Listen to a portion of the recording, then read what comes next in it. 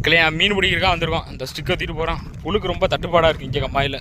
இவ்வளோ தான் இருக்குது, ஆனால் புழுக்கு தட்டுப்பாடாக இருக்குது. எப்படியோ ஒன்று எடுத்தாச்சு.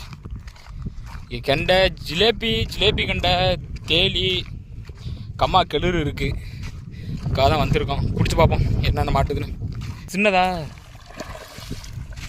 ஐயா கெடா சைஸு கேட்டுச்சு. யாருக்கு சுத்துறத யாரு மீன் சைஸு அட்ரா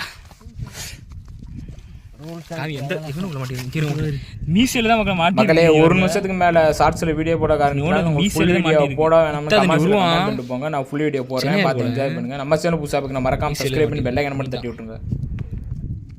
பாருங்க இவ்வளோ பெரிய தேலி.